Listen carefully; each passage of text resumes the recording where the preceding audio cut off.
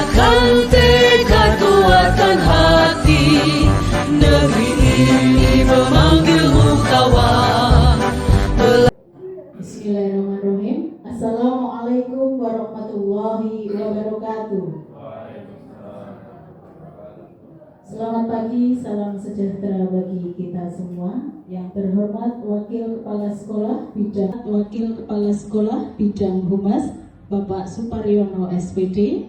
Yang kami hormati Bapak Kuswinarno SPD selaku CGP Angkatan 10 SMK Negeri 1 Wirosari, serta yang terhormat Bapak Ibu Guru SMK Negeri 1 Wirosari.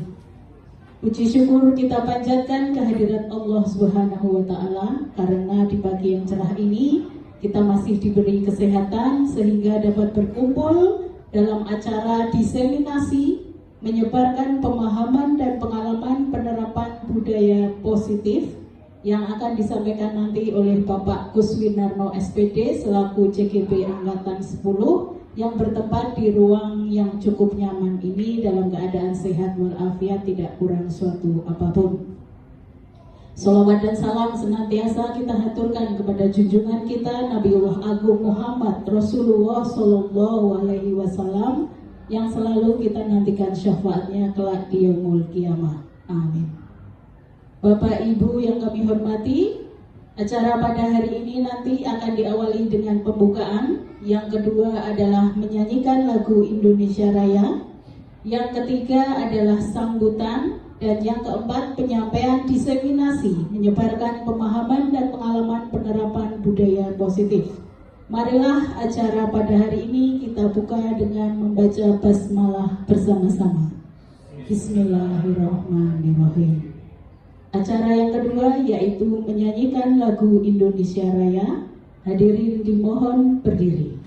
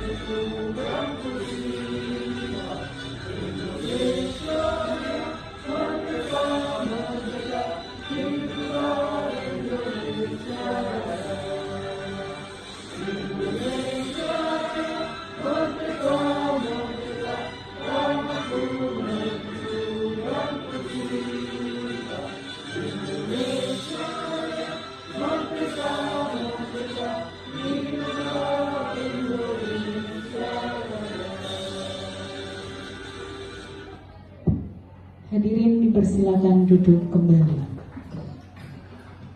Dilanjutkan acara yang ketiga yaitu sambutan yang akan disampaikan oleh Wakil Kepala Bidang Humas Bapak Suparyono SPD. Kepada beliau kami persilakan.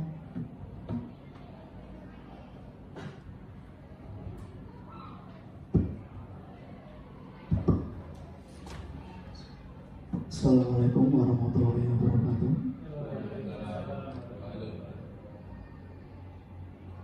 Alhamdulillah, pagi hari ini kita masih diberi kesehatan sehingga bisa berkumpul di ruangan ini untuk melaksanakan diseminasi guru penggerak. Salawat serta salam kita aturkan pada Nabi kita Nabi Muhammad SAW ingkang ditunggu-tunggu syafaat untuk menjawab kiamat nanti. Acara ini diselenggarakan untuk CGP Guru Penggerak. Pertama, saya hormati Bapak, Ibu yang hadir di sini, terutama yang punya hajar, Pak Kus. Semoga nanti bisa lancar sampai selesai, tidak ada halangan suatu apapun. Tadi saya sempat deg-degan Pak Kus, karena ini acara adalah harusnya kepala sekolah. Betulnya ya ada kepala sekolahnya, Pak Kus kok nggak ngundang Pak kepala sekolah. Diseminasi saya dengar tadi adalah penyebaran informasi pengetahuan atau hasil penelitian ke khalayak yang lebih luas. Ini istilahnya kalau bahasa Jawa ini nularke ilmu Pak Kus, yang didapat dari pendidikan guru penggerak akan ke teman-teman, terutama teman-teman yang masih muda, sehingga nanti bisa ketularan, bisa ikut menjadi guru penggerak, karena guru penggerak adalah pintu untuk menuju ke karir panjenengan semua. Biasanya guru itu kan karirnya kepala sekolah, kemudian pengawas, ya. Jangan pendidik sekolah, jangan.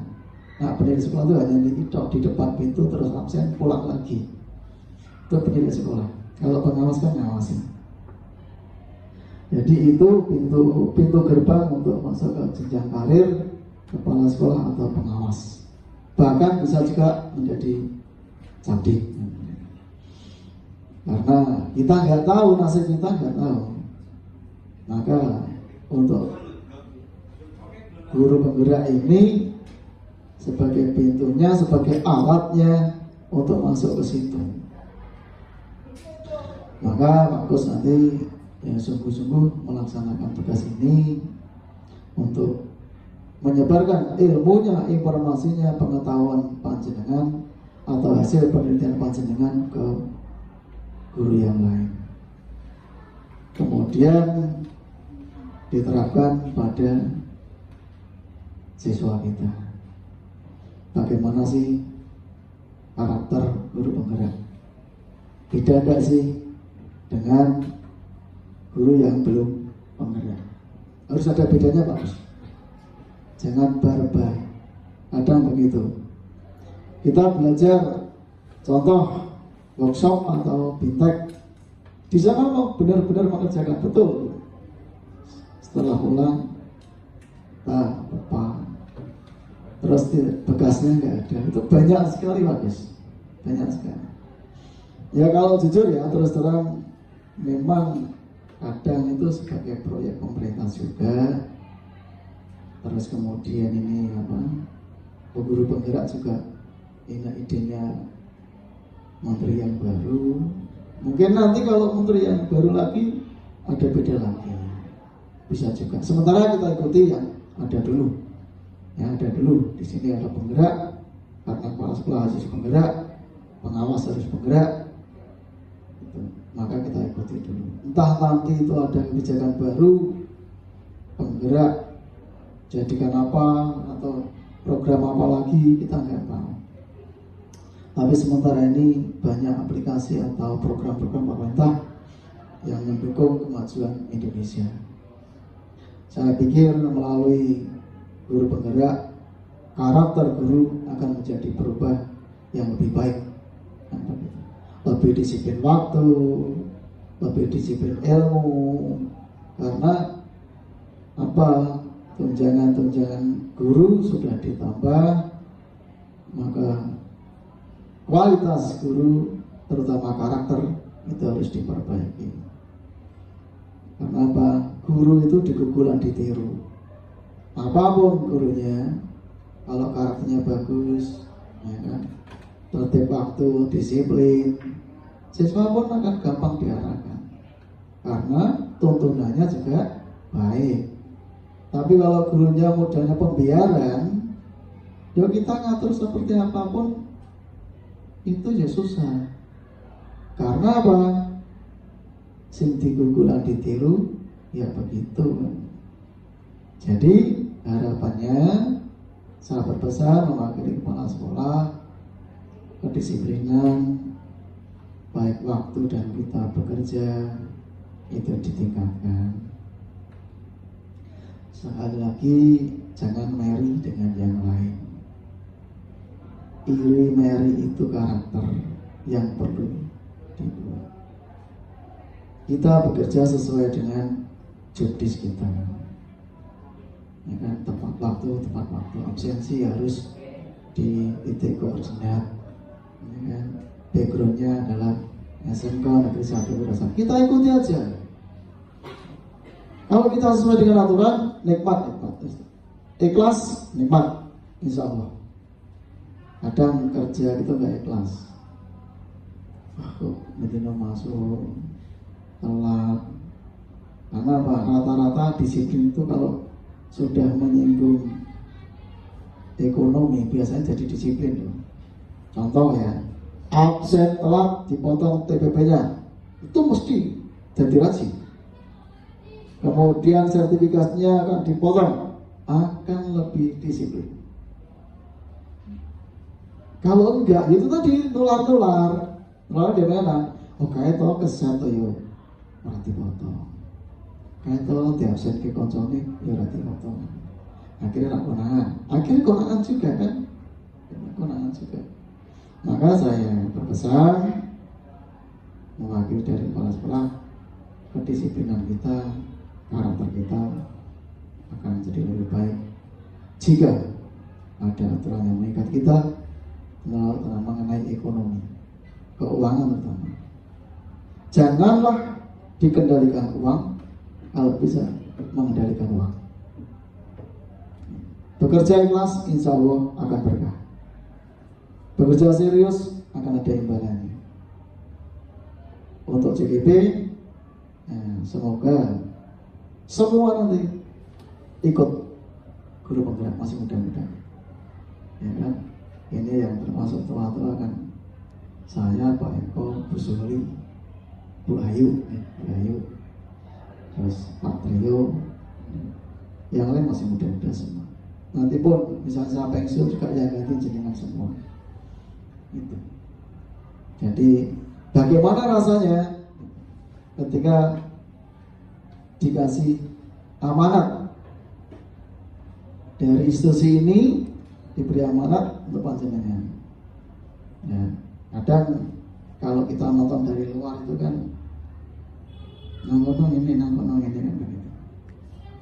Misal contoh kecil aja, ada grup tertentu pergi, mesti ada, ayo rumah. Hal seperti itu nanti suatu saat juga panjenengan rasakan bagaimana diiri orang, rasanya bagaimana.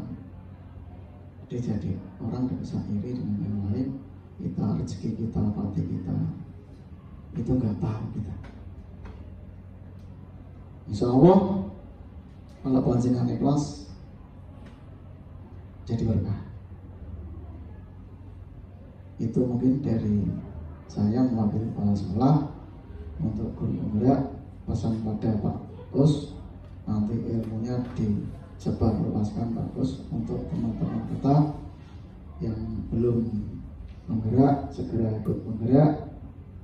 Nanti masa depan panjenengan semua masih di pintu itu, mohon dilewati dengan baik, belajar dengan baik, semoga menjadi guru yang terbaik. Terima kasih. Bila ada kata-kata yang tidak berkenan, saya selaku manusia biasa banyak salah, banyak dosa. Saya mohon maaf lahir dan batin.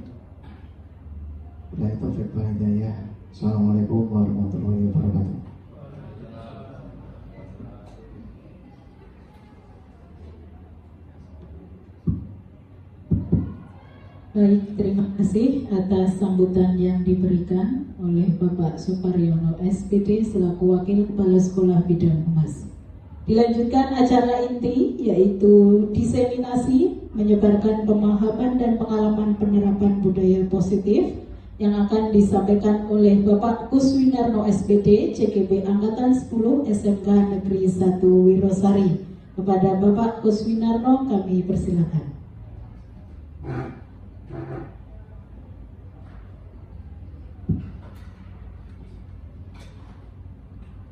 Assalamualaikum warahmatullahi wabarakatuh. Terima kasih waktu yang diberikan. Yang terhormat Bapak Wakapolhumas Bapak Suparyono, yang kami hormati Bapak Ibu Guru SMK Negeri 1 Wirosari yang keren pol. Marilah yang pertama-tama kita panjatkan puja dan syukur kita kehadirat Allah Subhanahu wa Ta'ala atas segala limpahan rahmat dan nikmatnya kita bisa berkumpul di ruangan ini. Tak lupa salam salawat kita aturkan pada Nabi Muhammad SAW yang kita nantikan syafaatnya nanti di yaumil akhir. Bapak Ibu Guru, terima kasih dari kami atas keikhlasan Bapak Ibu Guru meluangkan waktu menghadiri undangan kami dalam rangka diseminasi menyebarkan pemahaman dan pengalaman penerapan budaya positif. Di sini Bapak Ibu saya mohon izin untuk berbagi. Jadi di sini bukan berarti saya kepingin menggurui atau sok yang paling tahu, tapi ini kami di CGP diajarkan untuk berbagi sesedikit apapun ilmu yang diperoleh kita bagikan, dan hasilnya seperti apa, yang penting kita sudah berbagi. Intinya disuruh tetap optimis. Saya sendiri sebenarnya masih jauh dari suatu harapan ketika selesai mempelajari modul. Dari di CGP itu ada 3 modul. Nah, ini modul 1 sudah selesai, maka kami diwajibkan untuk diseminasi, membagikan. Nah, di sini sendiri saya juga masih jauh dari, menurut saya sendiri masih perlu banyak belajar. Jadi dalam kesempatan kali ini kami membagikan materi yang sudah kami pelajari di modul 1. Itu ada meliputi filosofi pendidikan, nilai dan peran guru penggerak, serta budaya positif.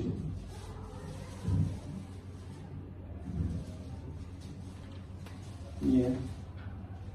Jadi kata sambutan dari kami, selamat datang para guru hebat. Jadi panjenengan semua tadi seperti yang disampaikan Bapak Suparyono, bahwa guru itu diguguran ditiru. Sebelumnya saya mengikuti CGP itu, menurut saya guru itu nek minggu turu. Nah, jadi saya jadi guru. Nah, guru itu harus jadi pendidik, bukan hanya pengajar saja.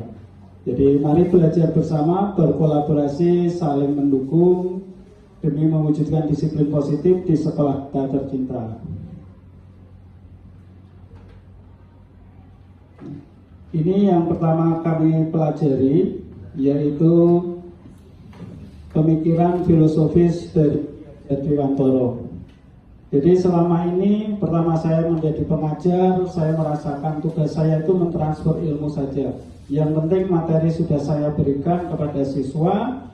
Saya tidak memperdulikan siswanya iki piye, sepenting gue kudu iso melu jamku. Apalagi waktu itu saya ngajarnya kimia. Saya pernah dapat pertanyaan dari anak, Pak, kimia gue kira-kira sok neng desa gue apa tekok ya Pak, atome beras gue bobote piro. Nah, ini sepertinya tidak akan ditanyakan seperti itu. Menurut Ki Hajar Dewantara, pendidikan adalah menuntun. Ternyata menuntun segala kekuatan kodrat yang ada pada anak. Jadi anak itu pada dasarnya memiliki 2 kodrat, yaitu kodrat alam dan kodrat zaman, supaya mereka mencapai keselamatan dan kebahagiaan yang setinggi-tingginya. Pendidikan menghamba pada murid.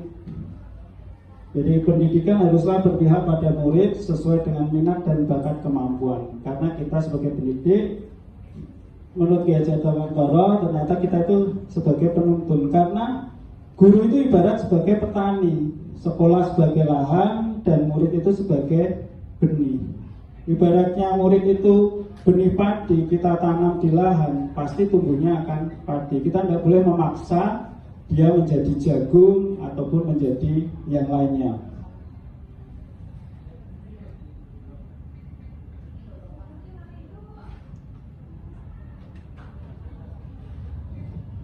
Untuk nilai-nilai guru penggerak, ini ada 5 nilai guru penggerak. Yang pertama, berpihak kepada murid, reflektif, mandiri, kolaboratif, dan inovatif.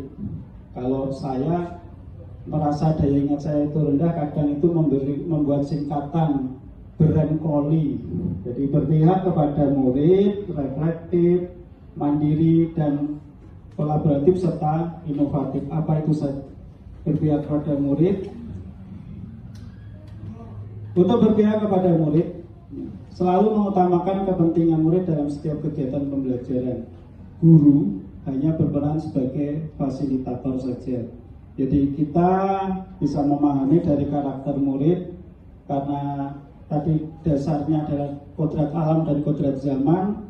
Jadi murid berbeda-beda setiap kelasnya. Ini pernah saya cobakan, kadang pembelajaran begini udah mulai short kabeh diguntangi angel ya, akhirnya saya ikut-ikutan kelesot sisan. Ini saya sebenarnya belajar juga dari Pak Dewi ini. Ya, yang kedua reflektif. Reflektif ini yang kepengen saya coba, bahwa ibarat bercermin, guru yang melihat dirinya sendiri dan terus mengkoreksi kepada diri sendiri atas apa yang sudah dilakukan. Dan yang terpenting adalah memaknai setiap pengalaman yang sudah terjadi atau yang sudah dilalui. Kemudian menumbuhkan semangat untuk selalu mengembangkan sehingga untuk bisa mengikuti atau memiliki daya saing yang tinggi. Dan harapan saya sendiri menjadikan refleksi ini sebuah kebiasaan. Mandiri. Untuk mandiri, guru memiliki rasa percaya diri yang tinggi dan yakin bahwa dirinya memiliki potensi. Saya sadar bahwa saya sendiri ini belum memiliki potensi, tapi saya berusaha untuk mengembangkan. Sehingga saya belajar untuk tanggung jawab, tugas yang diberikan akan sepenuhnya saya kerjakan. Jadi intinya di guru penggerak kita menumbuhkan faktor internal kita. Selain itu, guru juga memiliki inisiatif terbuka dan bisa menerima pendapat orang lain. Ini seperti reflektif tadi, ketika refleksi ada kritikan, masukan. Nah, kita harus siap untuk menerima, selama itu membangun dan mengembangkan diri kita. Dan yang terpenting adalah menghargai waktu dan siap menerima perubahan apapun, ya, seperti yang disampaikan oleh Pak Suparyono tadi, untuk menghargai waktu, ya. Walaupun ada slogan waktu adalah uang, tapi uang bukan segala-galanya.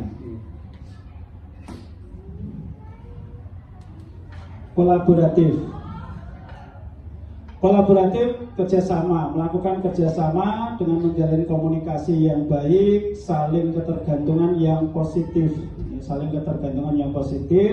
terhadap seluruh pihak untuk saling percaya dan menghargai. Jadi di kolaboratif akan terjalin baik jika kita ketergantungannya positif, ya.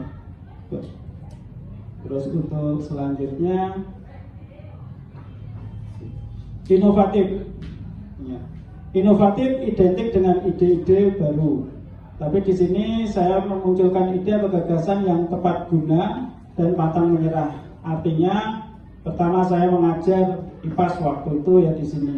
Saya melihat gedung lab, wah labnya ada. Ternyata labnya itu dalam memori, ya, tulisannya di luar ada, tapi di dalam alat-alatnya nggak ada, lab IPA. Nah, di situ ternyata saya harus dituntut untuk mengembangkan inovasi, memanfaatkan apa yang ada di sekitar kita. Jadi termasuk di sekolahan kita itu inovasinya sudah berkembang, ya, berkembang luar biasa. Ketika tidak ada ruang bahkan membuka kelas pelayaran, ya, kelasnya ada layar dan sebagainya, tapi bukan ke arah situ. Artinya inovatif ke sini. Ketika saya, ini contoh gambar saja materi pemisahan campuran. Jadi karena kita nggak punya lab, saya mencoba memanfaatkan alat yang ada di sekitar kita. Jadi pemisahan campuran itu kan banyak sekali. Nah, ini mengambil tema filtrasi atau penyaringan. Saya memanfaatkan dari botol-botol aqua atau botol-botol bekas yang ada di sekitar kita, dan material. Kalau dalam filtrasi air itu kan yang penting pemisahan berdasarkan perbedaan ukuran partikel. Nah, itu kita bisa memanfaatkan daur ulang yang ada di sekitar kita. Ini sebagai bentuk inovatif yang saya lakukan. Selain nilai guru penggerak, di situ juga diajarkan peran dari guru penggerak. Ada 5 peran yang harus dimainkan oleh seorang guru penggerak. Yang pertama, menjadi pemimpin pembelajaran. Yang kedua, menjadi koas bagi guru lain. Ketiga, mendorong kolaborasi, mewujudkan kepemimpinan murid. 5, menggerakkan komunitas praktisi.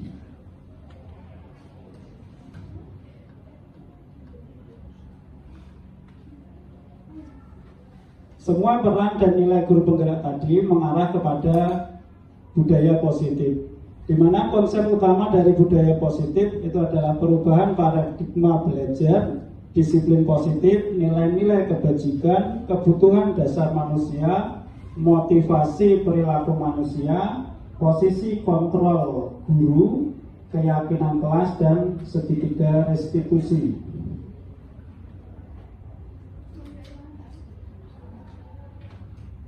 Untuk pembelajaran dengan paradigma baru, selama ini kita sudah menggunakan P5 ya, profil pelajar Pancasila. Karena di pembelajaran dengan paradigma baru itu dirancang berdasarkan prinsip pembelajaran yang terdiferensiasi, sehingga setiap siswa belajar sesuai dengan kebutuhan dari tahap perkembangan untuk mewujudkan profil pelajar Pancasila.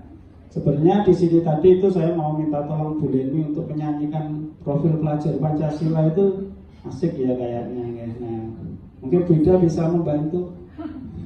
Pelajar Pancasila ya, profil pelajar Pancasila ada 6, meliputi berkebinekaan, beriman dan bertakwa serta berakhlak mulia, berkebinekaan global, bergotong royong, kreatif, bernalar kritis, dan mandiri. Dan kita sudah menginjak tahun kedua mengenai P5 ini.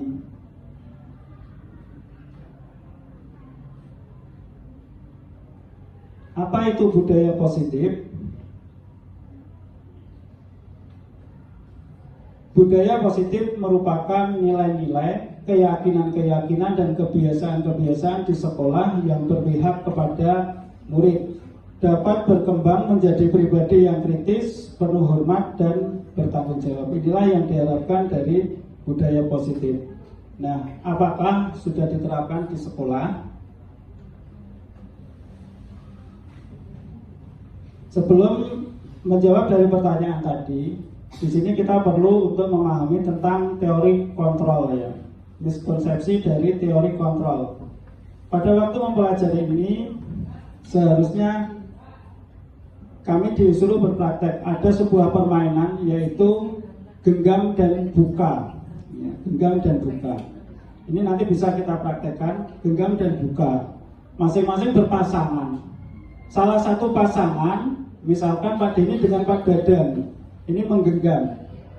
Pak Denny menggenggam dan Pak Dadang bertugas memaksa Pak Denny untuk membuka genggaman karena kepengen tahu kira-kira Pak Dadang nanti berhasil enggak untuk membuka tangan dari genggaman Pak Denny ini. Di sini ternyata dari permainan itu kita tahu kontrol yang sesungguhnya itu ada pada diri sendiri. Jadi dari dalam. Orang memaksa boleh, Pak Dadang boleh memaksa dengan rayuan, dengan sogokan, atau dengan ancaman juga diperbolehkan. Dan ternyata dari semua peserta itu yang berhasil membuka itu hanya sebagian saja. Yang lainnya tidak akan pernah dibuka genggaman itu kecuali orang itu membukanya. Ada yang membuka, memberitahukan karena alasan kasihan. Jadi ini dalam permainan genggam dan buka. Jadi ini dari permainan itu dapat disimpulkan bahwa ternyata guru untuk mengontrol murid itu ternyata hanya ilusi saja. Bahwa semua penguatan positif, efektif dan bermanfaat itu pun juga ilusi.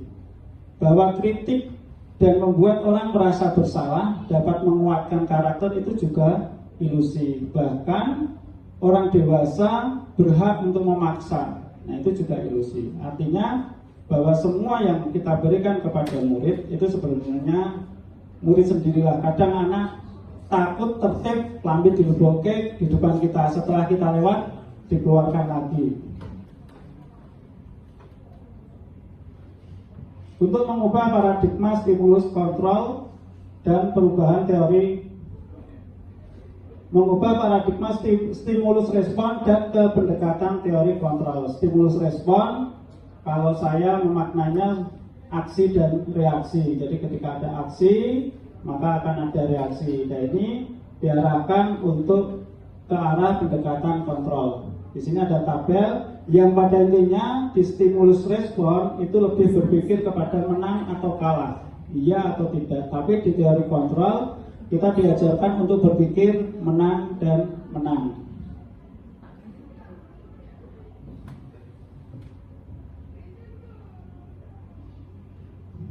Disiplin positif. Ketika mendengar kata disiplin, apa yang terbayang di benak kita?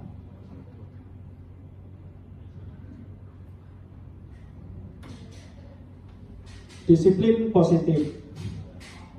Disiplin positif kita maknai kata disiplin ini sebagai sesuatu yang dilakukan seseorang untuk orang lain untuk mendapatkan kepatuhan. Kepatuhan dan cenderung menghubungkan kata disiplin itu dengan ketidaknyamanan. Jadi orang-orang yang sering mungkin siswa kita itu disiplin dan sebagainya, mereka kadang merasa tidak nyaman. Sebagai pendidik, tujuan kita adalah menciptakan anak-anak yang memiliki disiplin diri sehingga mereka bisa berperilaku dengan mengacu pada nilai-nilai kebajikan. Nilai-nilai kebajikan yang universal dan memiliki motivasi intrinsiknya. Jadi dari dalam bukan ekstrinsiknya. Faktor ekstrinsik dari luar bisa seperti hukuman ataupun sebuah penghargaan. Disiplin positif merupakan salah satu cara penerapan disiplin yang bertujuan untuk menumbuhkan kesadaran serta memberdayakan anak untuk melakukan sesuatu tanpa sogokan maupun hukuman.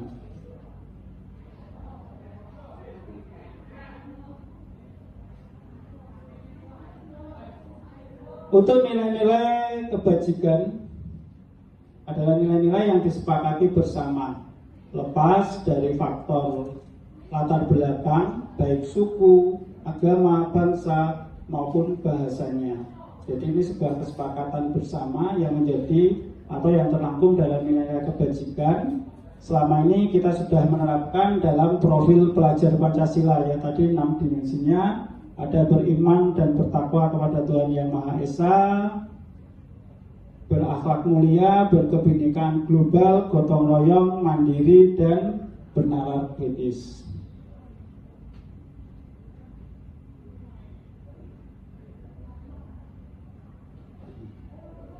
Kebutuhan dasar manusia. Jadi ini kebutuhan dasar.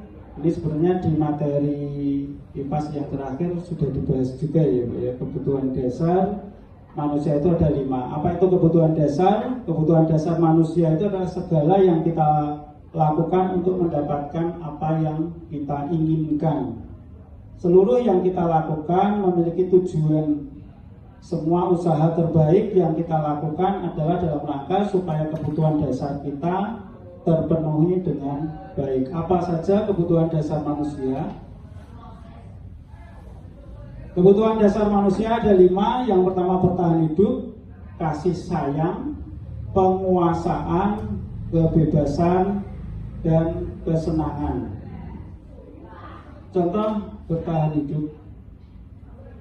Kebutuhan dasar bertahan hidup, contohnya ada pakaian, makanan, tempat tinggal, keamanan, kesehatan yang intinya mempertahankan seseorang itu tetap hidup. Kasih sayang dan rasa diterima, contohnya rasa diperdulikan, berbagi, kerjasama, menjadi bagian dari sebuah komunitas atau kelompok. Terus penguasaan harga diri, keinginan untuk dianggap memimpin, berprestasi dan didengar. Kebebasan meliputi ada contohnya mandiri, memiliki pilihan, mencoba hal baru, mengendalikan arah dirinya. Kesenangan, bermain, humor, antusiasme, dan tertawa. Boleh kita tertawa? Tadi saya mempertahankan saya. Silakan Bapak Ibu kalau mau tertawa atau saya pandu aja ya. Saya kemarin pernah digitukan, jadi ini ada sebuah permainan, kalau istilah kerennya ice breaking ya, ice breaking. Ice breakingnya judulnya tertawa, ini saya jadi ingat.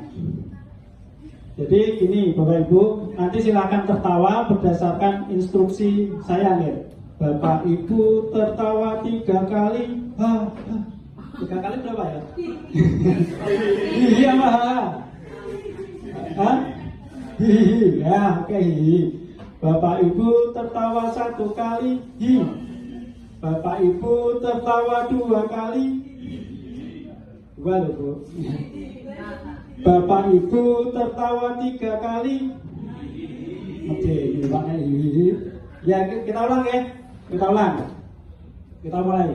Bapak Ibu tertawa 3 kali.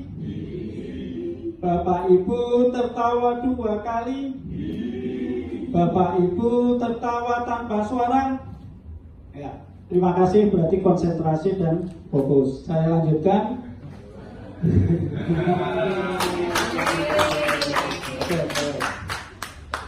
Motivasi perilaku manusia.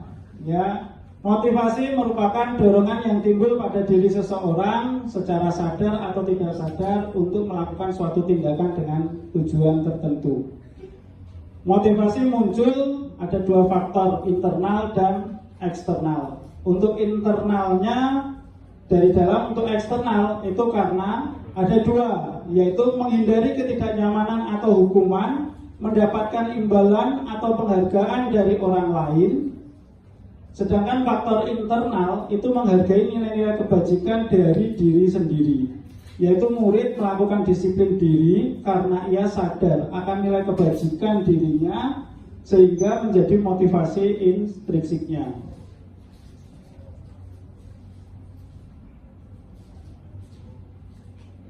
Untuk tetap menegakkan disiplin positif, nanti kita akan mengenal namanya hukuman, konsekuensi, dan restitusi. Jadi hukuman, konsekuensi, restitusi. Hukuman lebih cenderung untuk tidak terencana.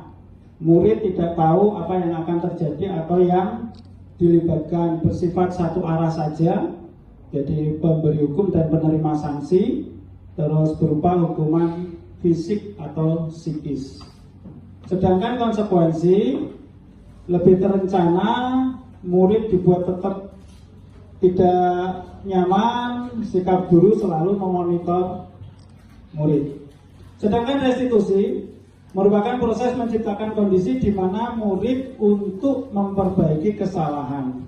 Proses kolaboratif yang mengajarkan murid mencari solusinya sendiri. Perbedaan hukuman, konsekuensi, dan restitusi. Ini contohnya kasus siswa yang sering tidak mengerjakan tugas. Biasanya hukumannya berupa hormat bendera 10 menit, guru marah dan murid menjadi takut. Atau konsekuensi, guru memberikan konsekuensi untuk mengerjakan tugas di saat jam kosongnya atau jam setelah jam pelajarannya atau waktu istirahatnya, sehingga konsekuensinya dia tidak istirahat karena harus mengerjakan tugas yang belum diselesaikan.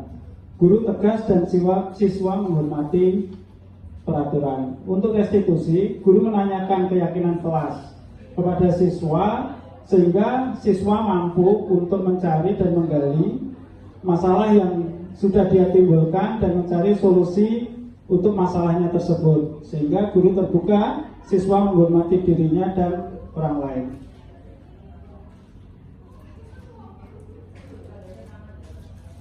Ini konsep disiplin dengan identitas gagal, di mana hukuman dan penghargaan itu ternyata tidak jauh berbeda dampak yang ditimbulkan. Mungkin hukuman lebih menyakitkan, penghargaan itu kadang memunculkan rasa iri kepada teman-temannya. Misalkan dalam satu kelas yang selalu disanjung hanya satu orang terus karena yang paling pintar, paling aktif. Jadi penghargaan bukan berarti tidak boleh, tetapi tidak harus ditunjukkan di depan publik. Artinya supaya penghargaan yang diberikan itu tidak merampas hak dari orang lain. Konsep disiplin dengan identitas sukses itu lebih mengarahkan pada konsekuensi dan restitusi, di mana dalam konsekuensi murid menghormati peraturan, sedangkan dalam restitusi murid bersemangat memperbaiki kesalahan karena adanya teori kontrol itu tadi. Jadi siswa dibangkitkan secara internal untuk mencari solusi terhadap masalah yang dia timbulkan. Untuk konsep disiplin dengan pendekatan restitusi, pengertian dari restitusi menurut Gosen itu adalah proses menciptakan kondisi bagi murid untuk memperbaiki kesalahan mereka sendiri, sehingga mereka bisa kembali ke dalam kelompoknya dengan karakter yang lebih kuat. Jadi ciri-ciri restitusi bukan menebus kesalahan, namun belajar dari kesalahan, memperbaiki hubungan, tawaran bukan paksaan, menuntut untuk melihat ke dalam diri, mencari kebutuhan dasar yang mendasari, terus fokus pada karakter dan menguatkan atau fokus pada solusi dari masalah yang ditimbulkan. Nah, sebagai pendidik atau guru penggerak, di sini ada 5 posisi kontrol restitusi, yaitu sebagai penghukum, pembuat rasa bersalah, sebagai teman, sebagai pemantau, dan sebagai manajer. Di sini untuk lebih jelasnya, saya tampilkan sebuah film kasusnya Naren.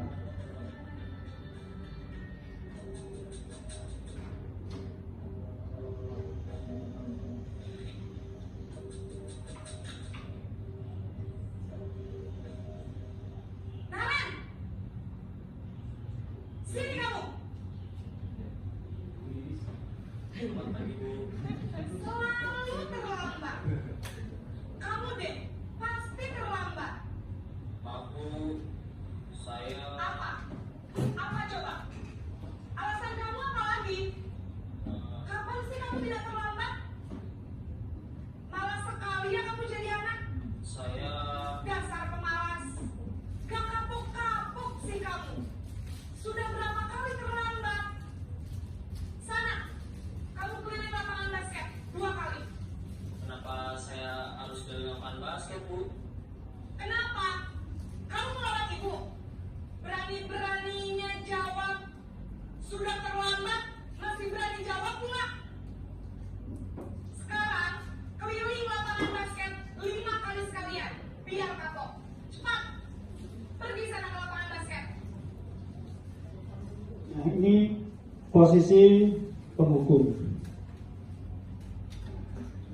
Pada posisi penghukum, biasanya pengajar, Bapak Ibu guru, kata-kata yang sering muncul atau sikap yang sering ditunjukkan yaitu menghardik, menunjuk-nunjuk, berkaca pinggang, dan membentak. Biasa hukuman verbal dan fisik. Dampak dari posisi penghukum, murid akan cenderung memberontak dan muncul dendam, dan yang terparah biasanya tidak menyukai guru itu, bahkan pas pelajarannya mesti bolos dan sebagainya. Itu dampak yang ditimbulkan. Untuk posisi kontrol selanjutnya, posisi pembuat merasa bersalah.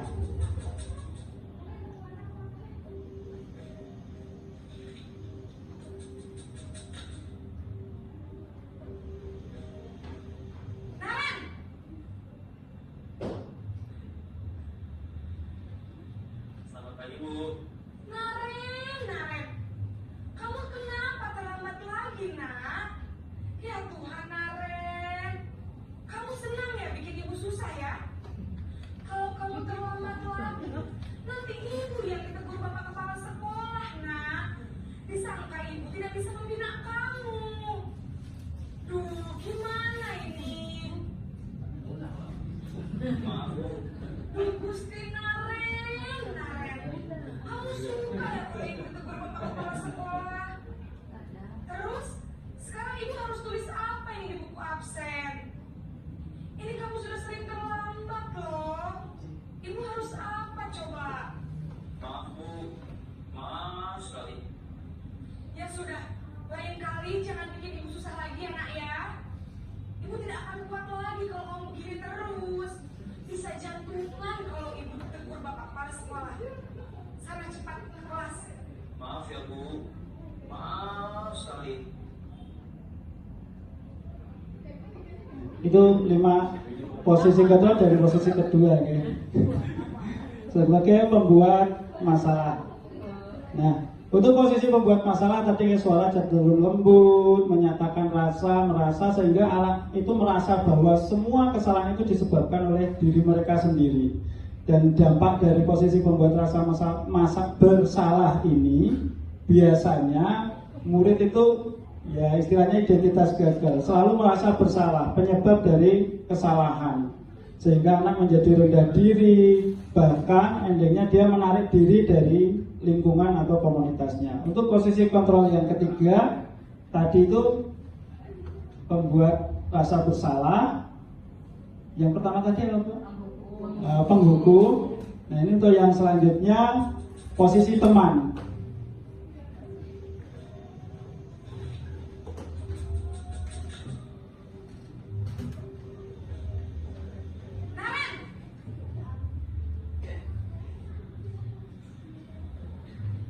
Selamat pagi Bu. Wah, sudah jam berapa ini, nak? Selamat pagi ya, sayang. Iya Bu. Saya membangunkan saya Bu. Kamu malah menyalahkan ibu kamu. Kamu bukannya anak yang larinya paling kencang. Kok terlambat sih? Iya Bu. Saya memang terlambat bangun tadi. Jadi biarpun saya lari kencang, tetap gak kekejar Bu. Ya sudah sana. Nanti lain kali larinya lebih kencang lagi ya. Biar gak terlambat lagi. Bikin seneng ibu. Demi ibu. Bisa kan? Bisa lah Bu. Ya sudah sana masuk kelas. Ibu beresin urusan absen kamu. Kamu ini ada saja.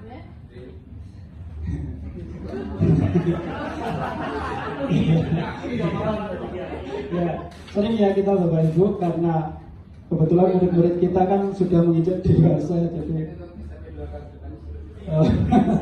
STP 2K gitu. Jadi harus posisi teman. Ya. Posisi teman. Nah, mungkin kalau ada lipstick ya lipstiknya mereknya apa berbagi. Ya. Jadi pada posisi teman suara guru akan ramah, sering bersenda gurau sehingga tercipta suasana hangat sehingga murid senang, aman dan akrab dengan gurunya. Tapi ini pun juga menimbulkan sebuah dampak. Dampaknya adalah ketergantungan kepada satu orang tertentu. Jadi yang selain itu murid tidak mandiri dan tidak bisa berpikir untuk dirinya sendiri. Yalah tenang, gurunya kan belum diri mosok lah. Seperti itu ya. Yang dampak yang tidak diharapkan sebenarnya.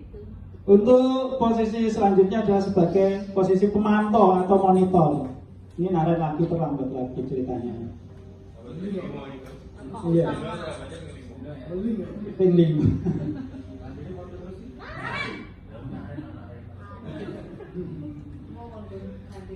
Iya. Selamat pagi Bu. Naren, apa peraturan sekolah kita tentang jam berapa kita harus masuk sekolah, nak? Kita harus di sekolah jam 7 Bu. Iya betul, sekarang sudah jam 7.20. Naren sudah tahu konsekuensinya jika terlambat hadir.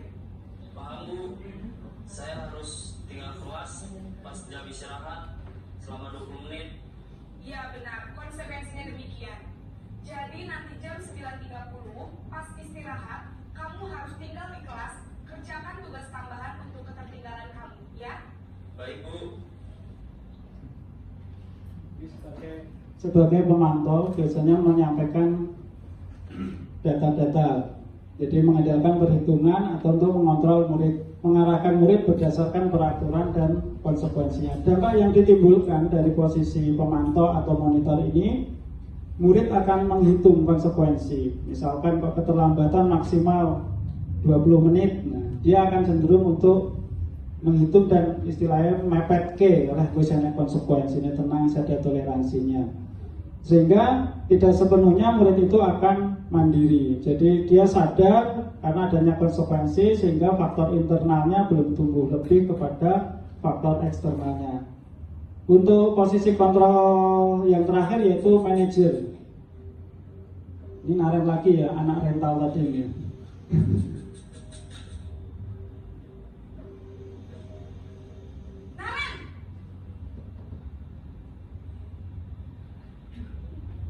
Selamat pagi, Bu. Selamat pagi, Naren. Maaf, Bu. Saya terlambat. Iya, sekolah masuknya jam 7, sekarang sudah jam 7.20. Jadi sekarang bagaimana ini, Naren? Maaf, Bu. Saya lupa setel alarm saya semalam. Baiklah, menurut kamu, keyakinan sekolah yang mana yang perlu kamu tingkatkan? Menghargai diri sendiri dan orang lain mungkin ya, Bu. Setuju. Jadi, apakah Naren meyakini prinsip saling menghormati tersebut? Iya, Bu. Saya meyakininya. Apakah Naren bersedia memperbaiki masalah keterlambatan ini? Bersedia, Bu. Bagaimana kamu akan memperbaiki masalah keterlambatan ini? Saya akan coba untuk tidak lupa menyetel alarm saya, Bu. Baik, kalau Naren lupa menyetel alarm di rumah, ada orang yang kira-kira bisa bantu mengingatkan tidak? Ada, Bu. Kakak saya, Kak Emma. Ada lagi selain Kak Emma? Selain Kak Emma, ada ibu saya. Baik, jadi yang mengingatkan Naren adalah Kak Emma dan ibu kamu ya? Kira-kira akan mulai setel alarm kapan nih, Naren? Setelah pulang sekolah, akan segera saya lakukan. Baik, jadi Naren akan setel alarm untuk bangun besok pagi dan akan diingatkan oleh kakak dan ibunda Naren ya. Ada lagi yang mungkin perlu dilakukan, Naren, agar tidak terlambat bangun lagi? Tidak ada, Bu. Baik, Naren, terima kasih untuk kerjasama kamu. Sekarang kamu perlu kembali ke kelas untuk belajar. Baik, Bu. Terima kasih. Nah, ini posisi manajer.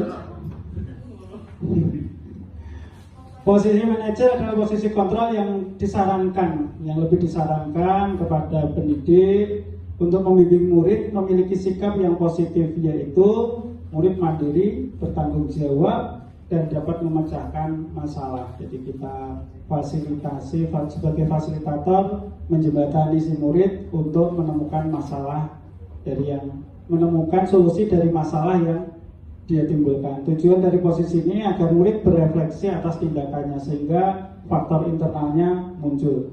Dampak dari posisi manajer ini adalah murid menjadi mandiri, percaya diri, dan dapat memecahkan masalahnya. Contoh penerapan 5 posisi kontrol. Kalau ini di siswa kita ketika saat upacara bendera ya. Sebagai penghukum, pembuat rasa bersalah, sebagai teman, pemantau, dan manajer. Saya yakin Bapak Ibu Guru sudah melaksanakan semua dari 5 posisi kontrol ini. Ini untuk keyakinan kelas. Di modul selanjutnya kami juga diajarkan untuk membuat sebuah keyakinan kelas. Kenapa keyakinan? Bukan peraturan. Ini kami mendapatkan sebuah ilustrasi ketika seseorang naik sepeda motor harus pakai helm. Sebenarnya helm itu tujuannya supaya kita tidak ditilang ataukah untuk keselamatan kita. Sehingga perlu disadarkan sebuah keyakinan bahwa kita itu memiliki organ penting di tubuh kita. Sehingga kepala kita ketika kita mengendarai sepeda motor jika terjadi sesuatu yang tidak diinginkan, maka perlu dilindungi dari benturan, yaitu menggunakan helm. Jadi sebuah keyakinan muncul bahwa saya itu perlu melindungi organ penting kita, maka saya harus memakai helm. Entah itu ada polisi atau tidak, tetap memakai helm ketika mengendarai sepeda motor. Jadi sebuah keyakinan lebih diutamakan daripada sebuah peraturan. Keyakinan itu dibentuk dari sebuah harapan. Jadi harapan di dalam kelas kemarin saya juga mencoba belajar dengan anak-anak. Saya menanyakan harapan dia ketika masuk ke dalam kelas. Harapan dia itu kelasnya seperti apa toh? Supaya nyaman belajar itu seperti apa? Bagaimana sikap saya dengan teman-teman? Bagaimana sikap teman ketika berada di kelas? Sebuah harapan. Kemudian mereka menuliskan terus menempel sehingga kita bisa merumuskan sebuah keyakinan, di mana sebuah keyakinan itu lebih abstrak dari peraturan, berupa pernyataan universal, dibuat dalam bentuk positif, sedikit saja agar mudah diingat, sesuai dengan kondisi kelas, agar kelas dan sekolah agar mudah diterapkan, sehingga semua warga kelas dan yang ada di ini warga kelas dilibatkan saat membuat, jadi dalam harapan dan keyakinan tadi. Ini langkah jadi diskusi tentang peraturan. Di sini saya berdiskusi dengan harapan kelas harapannya, terus merumuskan menjadi keyakinan, terus kemudian menempelkannya di kelas, kemudian saya rangkum menjadi sebuah keyakinan kelas. Jadi ada 6 disiplin: aktif dan fokus, tertib, respek, kebersihan, dan gadget. Di sini untuk HP disepakati bahwa penggunaan HP memang diperlukan ketika pembelajaran. Artinya ketika tidak ada pembelajaran berarti kita tidak menggunakan. Jadi bukan lebih melarang, menggunakan bahasa kalimat positifnya. Ini kaitannya dengan modul selanjutnya yang kami pelajari, yaitu segitiga restitusi, yaitu suatu proses dialog yang dijalankan oleh guru untuk menghasilkan murid yang mandiri dan bertanggung jawab. Segitiga restitusi itu dimulai dari menstabilkan identitas, validasi tindakan yang salah, kemudian meyakinkan. Segitiga restitusi ini tujuannya adalah ketika keyakinan kelas yang sudah kita buat, terus si muridnya melanggar dari keyakinan itu. Nah, untuk penyelesaiannya maka kita menggunakan segitiga restitusi ini. Ini tahapannya tadi sama. Untuk menstabilkan identitas berdasarkan prinsip, ini berdasarkan prinsip ya, membuat kesalahan adalah bagian dari proses pembelajaran. Ya, saya teringat waktu saya kecil naik sepeda, tiba itu kan salah.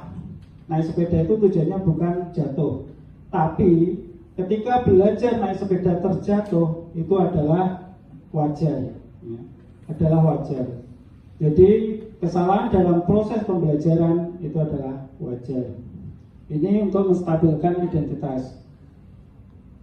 Untuk validasi tindakan yang salah berdasarkan prinsip, setiap perilaku berupaya memenuhi suatu kebutuhan tertentu. Jadi tindakan salah yang dilakukan murid mungkin karena ada faktor eksternal, sehingga kebutuhan atas si pelaku itu mungkin menjadi pendorong terjadinya pelanggaran.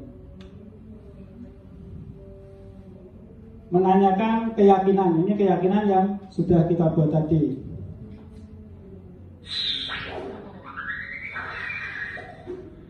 Ini adalah praktik yang saya lakukan untuk penerapan segitiga restitusi.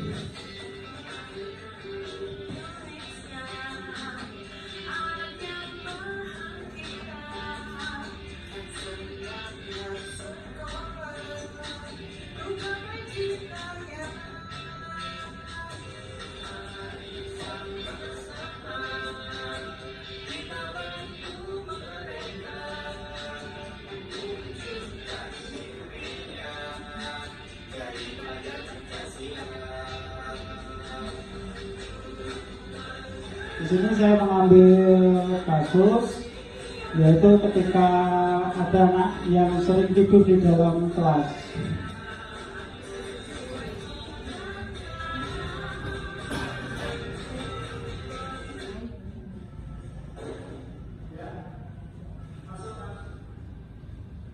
Juga pernah azan ya?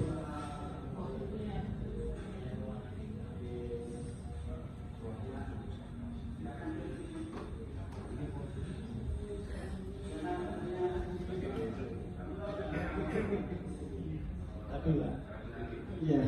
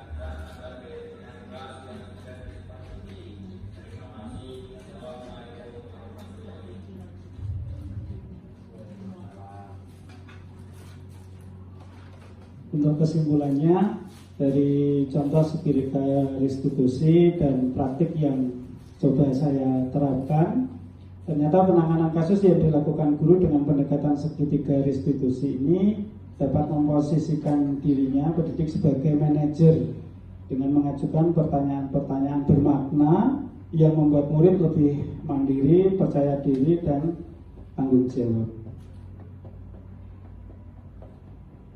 Ini berdasarkan standar nasional pendidikan, untuk penerapan program disiplin positif hendaknya guru lebih memiliki standar kepribadian profesional dan sosial yang baik, di mana guru mampu merefleksi atau berefleksi pada posisi kontrolnya saat ini.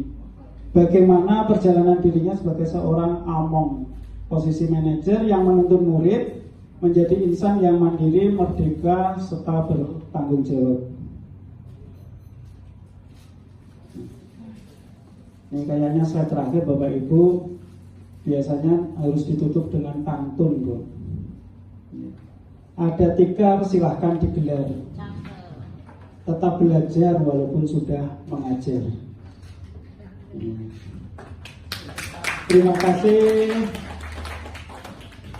Cukup sekian dari saya. Sekali lagi Bapak Ibu, terima kasih. Di sini saya hanya berbagi. Saya jauh dari sempurna, dan saran, kritik, dukungan dari panjenengan semua itu adalah sesuatu yang sangat berarti bagi saya. Terima kasih sekali lagi. Dari saya cukup sekian. Assalamualaikum warahmatullahi wabarakatuh. Saya kembalikan ke MC.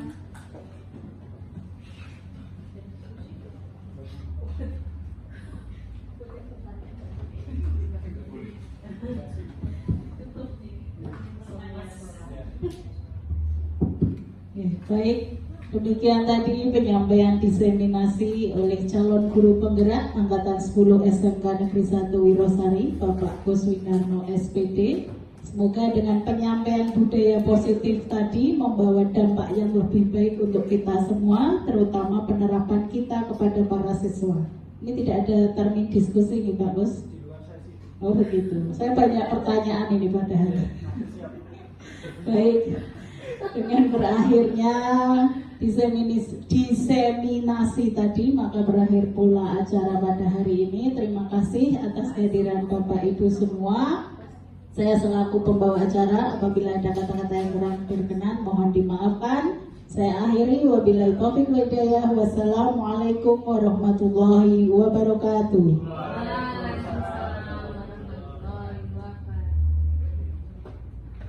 Atur suwun. Bapak Ibu, terima kasih.